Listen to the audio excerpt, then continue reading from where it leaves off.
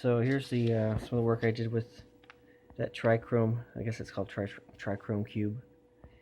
And I was trying to make measurements so I could mount it to a metal bracket or wood bracket or something.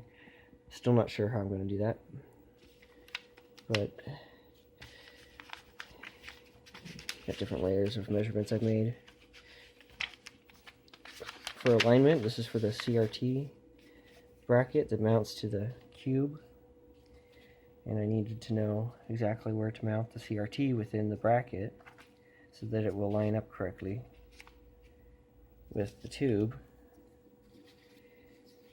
or with the center, I should say. There's going to be a center. The green tube is going to be the reference, so it has to be perfect. And then the other two I can adjust with alignment screws of some kind.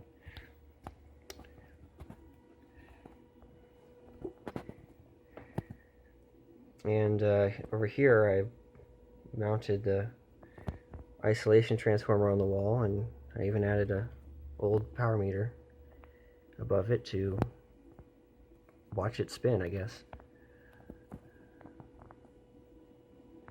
This is from 1913.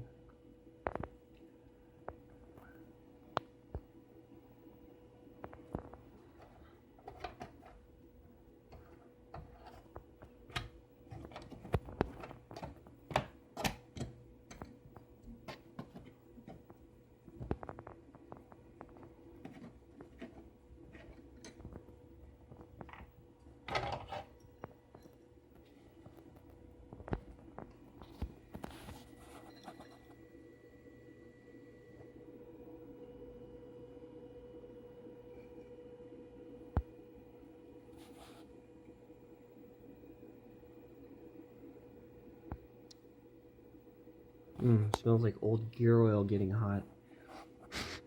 Hasn't been running for this long in a long time.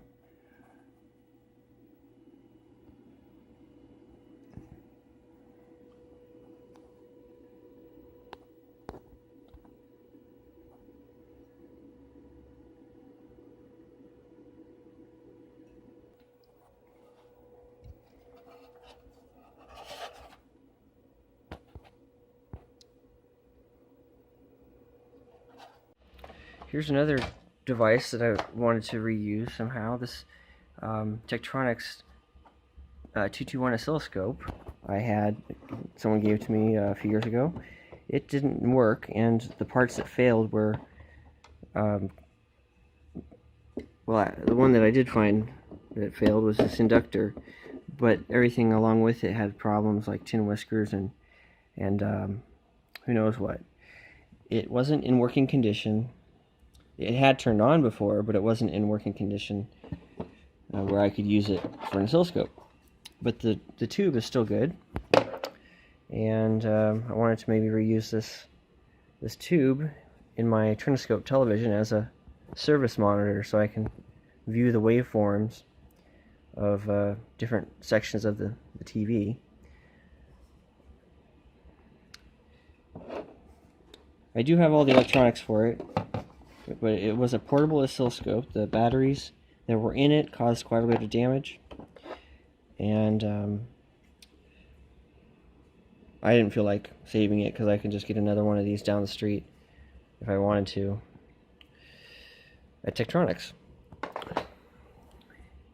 Here's the case, and then the rest of the electronics are in another box somewhere.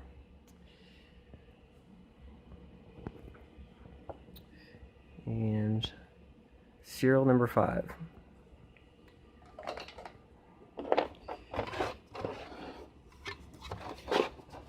Put this box on my lap so I don't drop the tube.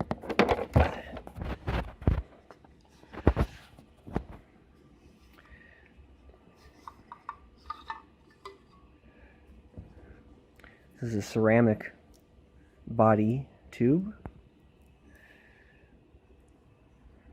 and they fuse a float glass plate on the front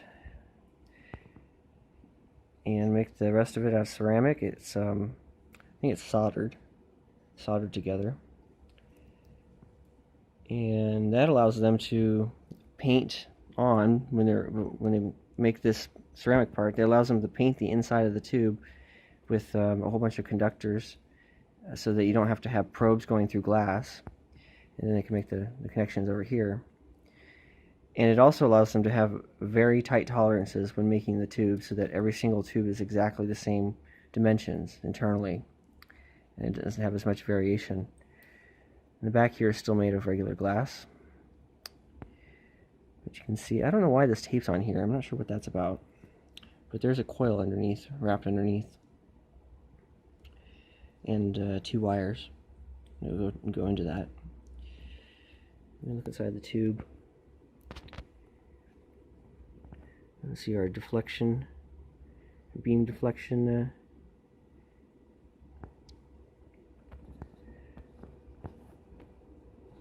stuff in there. Yeah, you can see them. There's the X, there's a Y, there's a, I don't know, that might be for focus.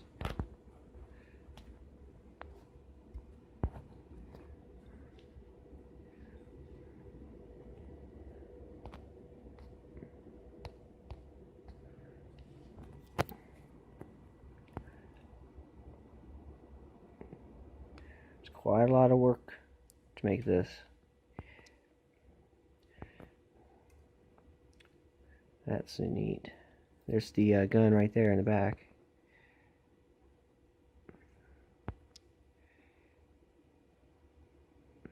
And the heater filaments. I'm guessing those 2 right there.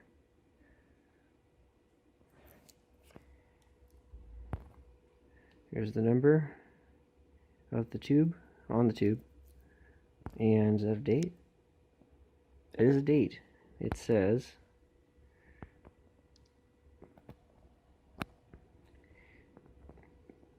it's hard to read. I can barely see it.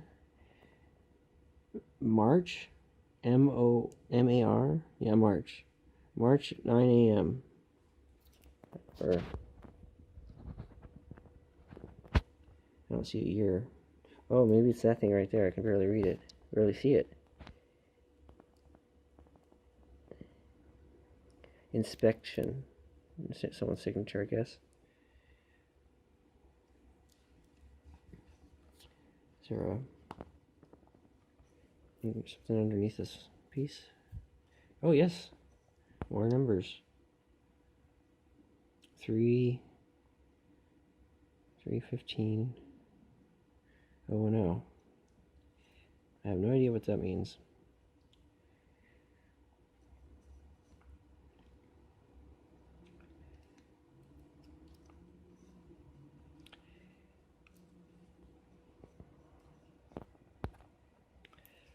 Well, I guess I'll put this away, and hope you enjoyed the video, and thanks for watching. And the copyright on one of the boards says 1972, so I'm going to guess that tube is 1972, since it was serial number 5.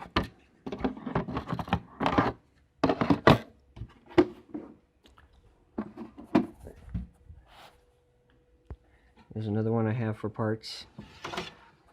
It works, I just don't need it. I grabbed it because it was so cheap for $5. And the other 2 I'm keeping there. That's for parts, that's for parts. Or use them, I don't care. But for now, I don't want them. I mean, I don't need them, but I'm holding on to them for the parts. It's all tube. Mountain turns on and works. The one underneath doesn't have any acquisition boards. This is the motherboard inside, though. This one is another parts. This was $5 also. This is a dual beam storage tube with no modules. It's just a mainframe. So the screen itself could be useful, and the case and electronics.